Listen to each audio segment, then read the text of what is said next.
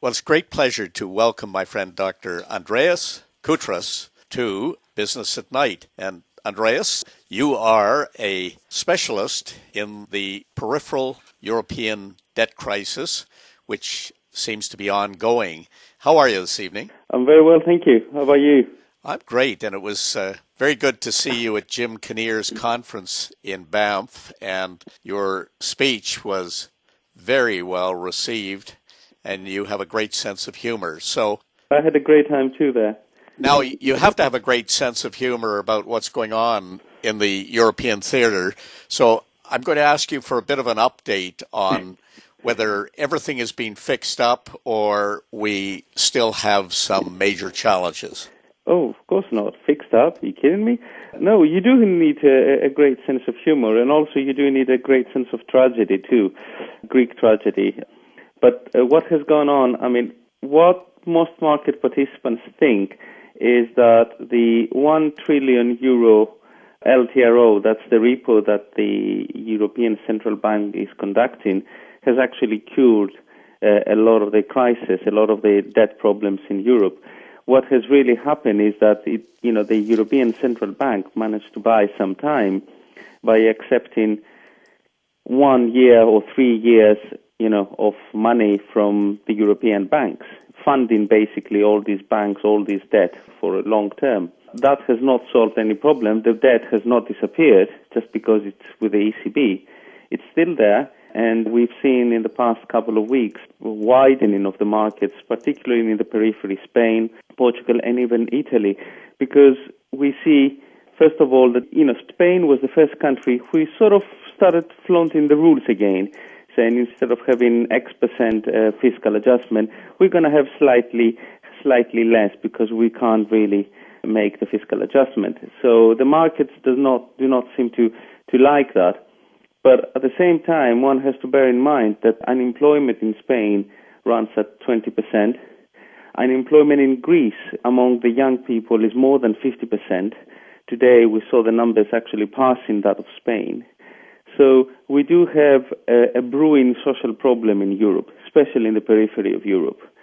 So the problems of debt, of European debt, have not gone away. Not just in the periphery, because I see a report on Zero Hedge that true French debt to GDP is 146%.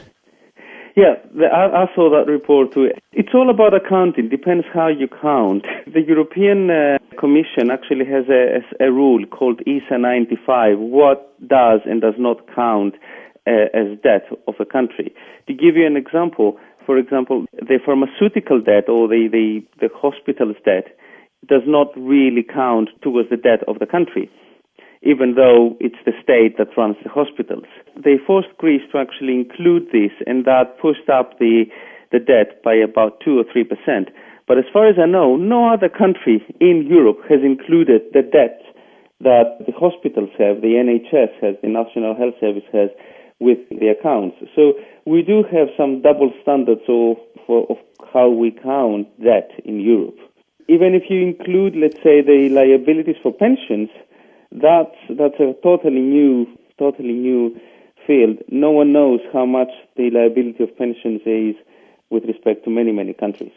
So they're really cooking the numbers. It's like saying that food and energy shouldn't be part of the inflation index. Oh yeah, that's a great one. Yes, yes.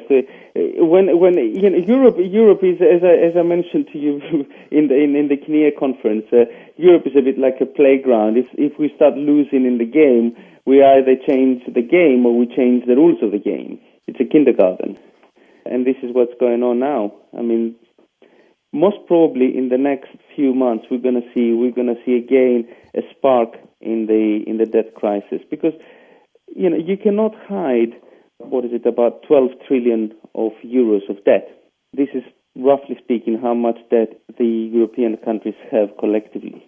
It's about 80% of the total GDP of Europe. And yes, it is focused mainly in the peripheral countries, but let's not forget, Germany has about 80% of debt to GDP, and, other countries have similar numbers. Italy has 100 or close to 100. Belgium has 100%. Spain claims to have 60%, but every now and then we get a revision of the numbers, which basically mean that we don't really believe what numbers come out from Spain, because they have not included all the periphery of Spain, all the states, the individual states in there. So there is a lot to be said. But the real problem in Europe right now is the fact that you have Germany basically calling all the shots, and people feel a bit apprehensive about it, because they say, you were the first who actually flaunted the rules. And now Germany is the one who actually dictates what others should do.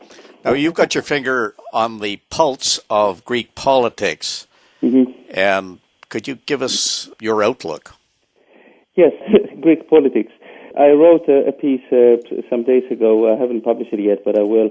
I said that the meat-eating season stopped, sort of about a few weeks ago with the start of Lent term. In Greece, it starts after, when the elections are going to happen, when we're going to have a real carnival.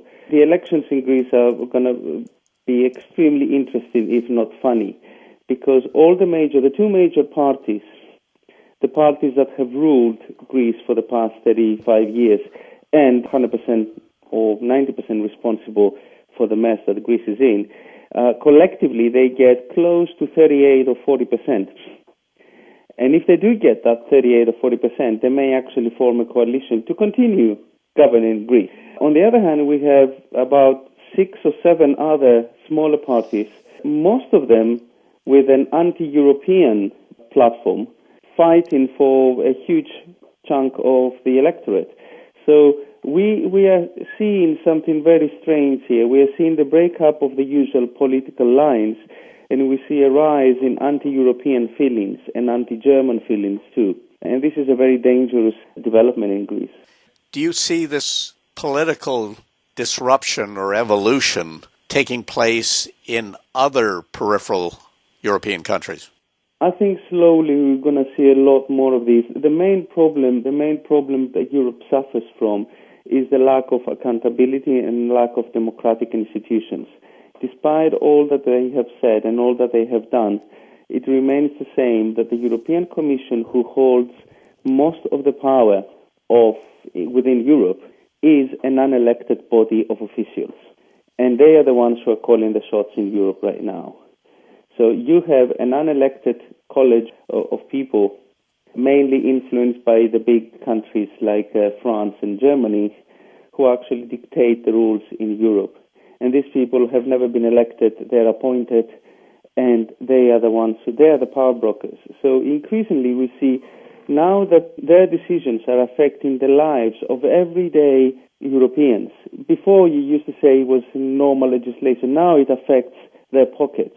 They say, hang on a second, why do we have these unelected officials taking money from our pockets? Well, Andreas, they're hauling us off the stage, but before we go, I want to mention to the listeners that in Banff, you learned how to dog sled. Indeed, and I have the pictures to prove it.